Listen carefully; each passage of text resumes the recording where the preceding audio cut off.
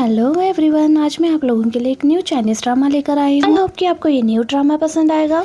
इस ड्रामा की स्टार्टिंग में हमें हमारा मेन लीड लिन दिखाया जाता है। 2011 का सीन दिखाया जाता है जहाँ पर वो एक सर्जरी परफॉर्म कर रहा था जो कि बहुत ही रिस्की और काफी ज्यादा घंटों की होती है। अब फाइनली सर्जरी सक्सेसफुली कंप्लीट हो जाती है। उस पेशेंट की फैमिली को आकर बताता है कि हमने सर्जरी बहुत अच्छे से की है, थोड़ी देर में उन्हें होश आ जाएगा। जो सीनियर डॉक्टर्स होते हैं वो इसे देखकर बहुत खुश हो रहे होते हैं कि इसने बहुत अच्छे से बड़ी सर्जरी अटेम्प्ट की है और बहुत जल्दी फिनिश की है। इतने में उसे उसके फ्रेंड जायजिंग की कॉल आती है। बहुत ही खुशी से बात कर रहा होता है। तो आज इतने खुश क्यों हो? वो बताता है कि मैंने अपनी लाइफ की बड़ी सर्जरी सक्सेसफुली की है। ये सुनकर वो भी खुश हो जाता है और उससे ट्रीट मांगने लगता है। तो वो कहता है कि कल ही मेरी छुट्टी है तो कल ही मिलते हैं ना। कहता है कि चलो ये शंघाई में मिलते हैं। तो ये कहता है कि शंघाई में नहीं, बीजिंग में मिलते हैं। तुम्हें यहाँ पर आना होगा मेरे पास क्योंकि मुझे तुम्हें एक लड़की से मिलवाना है। तो वो कहता है कि मुझे किसी लड़की से नहीं मिलना। तो वो कहने लगता है कि उस लड़की को तुम्हें मेरी मॉम की पार्टी में देखते ही तुम पर क्रश हो गया था और वो तुमसे मिलना चाहती है। पर वो मना कर रहा होता है। पर जैसे ही लड़की के डैड का नाम सुनता है जिनका नेम मिस्टर नी होता है, क्योंकि मिस्टर नी की बेटी को उसकी मॉम की पार्टी में देखने के बाद वो भी उससे लाइक करने लग गया था। तो ये भी रेडी हो जाता है, यहाँ तक कि वो निकल भी जाता है बीजिंग के लिए। अब जा रहा होता है तो रास्ते में जायजिंग फिर से उसे कॉल करता है। वो पूछता है कि कहाँ पर हो तुम। तो वो कहने लगता है कि ड्राइव करने दो तुम मुझे, जल्दी ही पहुंच जाऊंगा। ये कहकर कॉल कट कर देता है। अब ये ड्राइविंग तो कर रहा होता है लेकिन उसके सामने जो ट्रक होता है उसके सामने एक चॉपर आ जाता है जिसकी वजह से वो कुछ भी देख नहीं पा रहा होता है। इधर उधर अपना स्टीयरिंग घुमाने लगता है। ऐसा करने की वजह से लिन की गाड़ी का एक्सीडेंट हो जाता है और बहुत बुरी चोट लगती है उससे। इस सीन में हमारी फीमेल लीड निशिंगवा दिखाई जाती है। अपने कजिन ब्रदर के साथ बैठी होती है जो गेम खेल रहा होता है। ये दोनों बातें कर रहे होते हैं तभी डोर पर बेल होती है। तो उससे कहने लगता है कि मेरा ट्यूटर आ गया होगा, जाके डोर ओपन करो प्लीज, आज मेरा पहला दिन है। ये कहने लगती है तुम्हारा ट्यूटर है, तुम डोर ओपन करने जाओ, मैं क्यों जाऊँ, मैं तो नहीं जाऊंगी।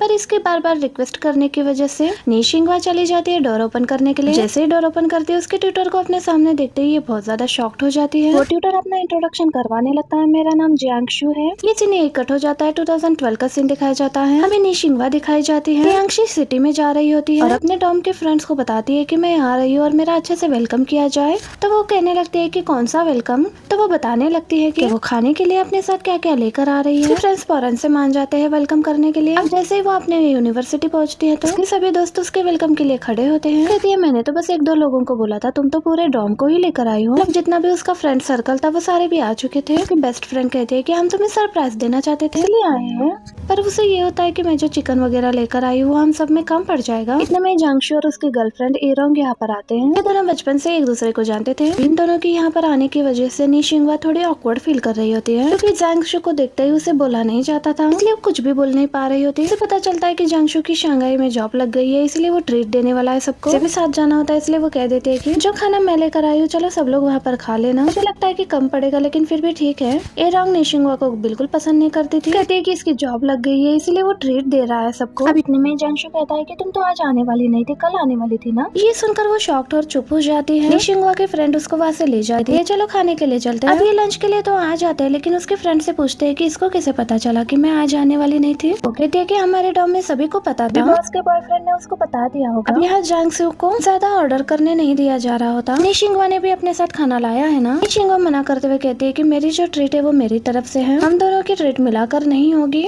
अब ये सुनकर जांगशु और भी खाना ऑर्डर कर देता है। अब यहाँ पर ये सभी खाना खाते हुए चेयर्स करते हुए बातें कर रहे होते हैं। ये अपने जॉब इंटरव्यू के बारे में बात कर रहे होते हैं कि वहाँ पर कौन कौन जाने वाला है। तो सभी लड़कियां कहने लगती है कि मैं भी जाऊंगी, मैं भी जाऊंगी। निशिंगवा को भी जाना होता है लेकिन ये कहती है कि मैं नहीं जाऊंगी क्योंकि मैं पहले से एक फर्म में जॉब कर रही हूँ। अब इसकी बात सुनकर एरोंग कहने लगती है कि हमें कभी कभी जेलसी होती है तुमसे, तुम्हारी फैमिली ऐसी है कि तुम्हें हर एक चीज पहले से ही प्रोवाइड करके दी जाती है, पहले से जॉब तुम्हें मिल गई है और हर एक चीज तुम्हें मिल रही है। बट निशिंगवा के फेस से लगता है कि वो वहाँ पर खुश नहीं है अपनी जॉब से। ये बात जांगशु भी नोट करता है। निशिंगवा जाने लगती है तो जांगशु से रोकते हुए कहता है कि ऊपर मत जाओ, हम बस निकलने वाले हैं। अब ये सुनकर ये अपना लगेज ले लेती है और उसे कहती है कि मैं बाहर ही तुम लोगों का वेट कर रही हूँ। ये बाहर जाकर रुक जाती है, ये भी बाहर आ जाता है। ये उसे कहने लगता है कि मुझे ऐसा लगता है कि जहाँ पर तुम जॉब कर रही हो तुम उस जॉब से खुश नहीं हो, तुम्हें वहाँ जॉब करना चाहिए जहाँ पर तुम्हें खुशी मिलती है। ये तो एकदम से चुप हो जाती है, उसे समझ में नहीं आ रहा होता है कि इसे क्या जवाब दे। उससे पूछती है कि बाकी सब लोग कहाँ पर है। वो कहने लगता है कि मुझे नहीं पता।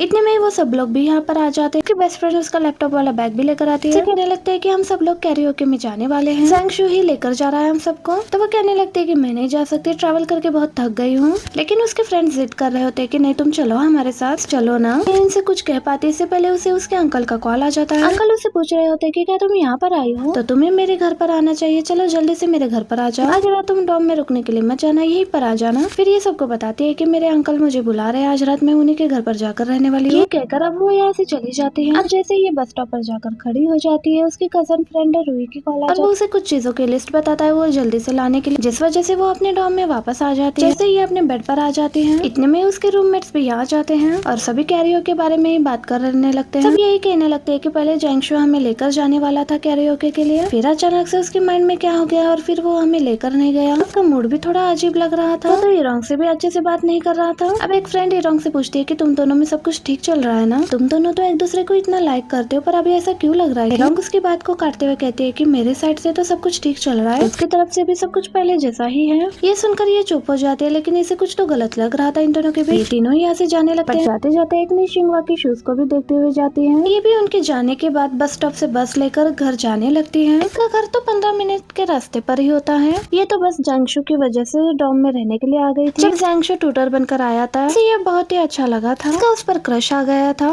उसके बारे में सब कुछ पता भी लगवाया था। इसे ये पता लगा था कि जो जैंगशु का रूममेट है वो इसकी रूममेट बॉस को डेट कर रहा था। मेरी रूममेट जो इरोंग है वो इसके साथ बचपन से फ्रेंड है। ये सुनकर कहता है कि ये तो बहुत ही ज्यादा कॉम्प्लिकेटेड है, तुम्हें उसके बारे में पहले क्यों नहीं पता था, पहले से उसे क्यों नहीं जानती थी। तो वो कहते हैं कि हम सेम डिपार्टमेंट के नहीं है, डिपार्टमेंट में है और थोड़ी ना एक दूसरे को देखने लगते थे। ये तो अब जाकर मुझे पता चला है मेरे रूममेट बॉस की वजह से। ये रूही से कहने लगती है कि तुम्हारा ट्यूटर तो काफी हैंडसम है। वो कहता है कि इतना भी ज्यादा हैंडसम नहीं है, बट ये तो उसकी बहुत ज्यादा तारीफ ही करने लगी थी। डॉम में जाकर रहने का सोच लेती है। ये जमीन पर गिर के रोने लगता है कि तुम उसकी वजह से मुझे छोड़कर जा रही हो, तुम्हें यहीं पर रहना चाहिए। रूही को निशिंगवा से बहुत ही ज्यादा अटैचमेंट थी। निशिंगवा को ये सब कुछ सोचकर बहुत बुरा लग रहा होता है, मुझे यहाँ आना ही नहीं चाहिए था। अब जब अपने स्टॉप पर उतरती है तो रूही पहले से उसे लेने के लिए आया होता। वो कहता है तुम मुझे 5 युआन दो, मैं तुम्हें राइड दूंगा। तो ये भी उसकी बात मान जाती है और उसके साथ चली जाती है। आगे ये अपने अंकल की फैमिली के साथ डिनर कर रही होती है और बहुत सारी बातें भी कर रहे होते हैं। निशिंगवा के पेरेंट्स के बारे में ये पता लगता है कि उन दोनों के बीच में डाइवोर्स होने वाला है। डाइवोर्स का रीजन उनके डैड ही है। इसके डैड के पास पहले कुछ भी नहीं था, फिर भी उसकी मॉम ने उसके साथ शादी की थी। अब पैसा आ गया तो वो उसकी मॉम को ही छोड़ रहे हैं। उसके आंट उसके डैड के बारे में बहुत बुरा भला कह रही होती है। अंकल अपनी वाइफ को चुप करा रहे होते हैं, बट वो चुप होने का नाम ही नहीं ले रही होती। फिर डिनर करके जाने लगता है। निशिंगवा को भी साथ में आने के लिए कहता है। जाने के बाद अंकल आंटी को बता रहे होते हैं कि तुम्हें यहाँ पर उसके डैड को लेकर बातें नहीं करनी चाहिए, क्योंकि अभी भी वो उसके डैड हैं। कम से कम सोच समझ के तो बोला करो। वो कहती है आप सही कह रहे हो, मैं आइंदा से सोच समझ कर बोलूंगी। सुबह निशिंगवा डॉम में वापस आ गई थी। उसके बेस्ट फ्रेंड जो होती है वो सैड होकर कहने लगती है कि हम कल सब कैरियोके में नहीं जा पाए। अब बाकी रूम में डॉम में आती है तो वो जॉब फेयर के बारे में लेकर बातें करने लगती है। सब लोग डॉक्यूमेंट्स कलेक्ट कर रहे होते हैं कि हमें भी जाना है। निशिंगवा सोच में पड़ जाती है कि उसे क्या करना चाहिए, उसे भी जाना चाहिए क्या, उसे भी अच्छी कंपनी में जॉब के लिए अप्लाई करना चाहिए। नेक्स्ट डे सब लोग इंटरव्यू के लिए जाने के लिए रेडी हो रहे होते हैं और जाने से 5 मिनट पहले ये भी उठ जाती है और कहती है कि मैं भी जाऊंगी। एंड मोमेंट पर इसने डिसीजन ले लिया था। अब ये भी सबके साथ बस में पहुंच जाती है इंटरव्यू के लिए। तभी इसे पता चलता है कि जैंगशु भी इनके साथ आने वाला है। अब ये सुनकर तो वो अपने बेस्ट फ्रेंड से पूछने लगती है कि तुम्हें क्या पता था कि वो आने वाला है। वो कहते हैं मुझे भी अभी तुम्हारे साथ पता चला। बस होने लगती है कि अगर जैंगशु को पता चला कि ये मेरी वजह से यहाँ पर आई है, मेरी बातों के बारे में सोच रही है, उसे ऐसा दिखाना नहीं चाहती थी, लेकिन फिर भी निशिंगवा का वहाँ पर जैंगशु से सामना हो ही जाता है। लोग अपना CV अप्लाई करने के काम पर लग जाते हैं। अलग अलग कंपनी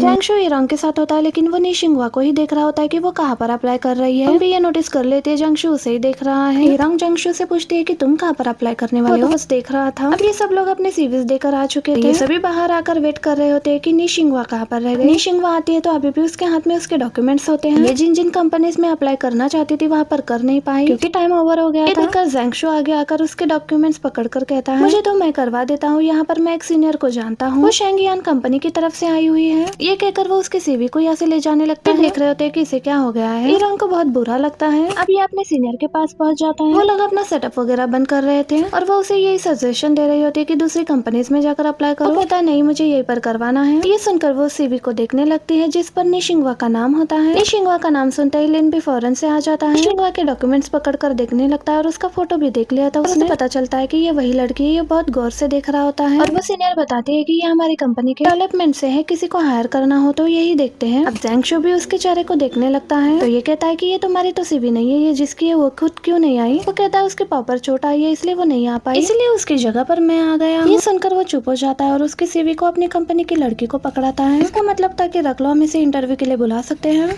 बाकी CVs को भी दूसरी कंपनी में देने के बाद जो बाहर आ जाता है। सब लोग उसी का ही वेट कर रहे होते हैं और पूछने लगते हैं कि कहाँ पर दिया। तो वो कहता है कि जो कंपनीज बचे हुए थे वहाँ पर दे दिया CV को। इरोंग पूछती है तुमने मुझे पहले क्यों नहीं बताया कि शेंगुआन कंपनी से किसी सीनियर को जानते हो? वो अलग टोन में कहता है कि हर बात बताना जरूरी तो नहीं होता। ये सुनकर ये सब लोग यहाँ से जाने की करते हैं। उनको कुछ तो उल्टा लग रहा था। एरोंग भी उनके साथ ही आने लगती है। और तभी वो देखती है कि उसका मोबाइल मिसिंग है और वो सबको रोक के बताती है कि मेरा मोबाइल मिसिंग है। अब सीन डॉम में शिफ्ट होता है। उसके रूममेट्स उसके लिए परेशान होते हैं क्योंकि वो न्यू मोबाइल भी नहीं ले सकती थी। तभी निशिंगवा को एक कंपनी की तरफ से कॉल आता है। वो इंटरव्यू की जगह और टाइम नोट कर लेती है। फ्रेंड पूछती है कि किस कंपनी की तरफ से आया कॉल, तो ये कहती है कि शेंगुआन कंपनी की तरफ से। वही कंपनी होती है जिंगशु ने उसके लिए जाकर अप्लाई किया था। सब लोग इसे और एरोंग को देख रहे होते हैं क्योंकि एरोंग इस कंपनी में जाना चाहती थी। वो उसकी ड्रीम कंपनी थी। लोग उसे हौसला देते हुए कहते हैं कि शिंगवा की सीवी उनके हाथ में पहले आ गई होगी, तुम टेंशन मत लो, तुम्हें भी कॉल आ जाएगी उनकी। चुप करके यहाँ से चली जाती है। इन सब लोगों को इसके लिए बुरा भी लग रहा होता है लेकिन निशिंगवा के लिए खुशी भी हो रही होती है। नेक्स्ट सीन में लिन को अपने ऑफिस में दिखाया जाता है। उसको बताया जाता है कि इंटरव्यू के लिए जिन लोगों को बुलाया गया है वो इस वीक में आने वाले हैं। उसी की सीवी देख रहा होता है एंड इसी मोमेंट पर हमारा ये पार्ट भी एंड हो जाता है। वीडियो अच्छी लगे तो प्लीज वीडियो को लाइक एंड चैनल को सब्सक्राइब जरूर कीजिएगा। मैं मिलती हूँ आपसे इसके नेक्स्ट एपिसोड में। Thank you for watching, bye bye.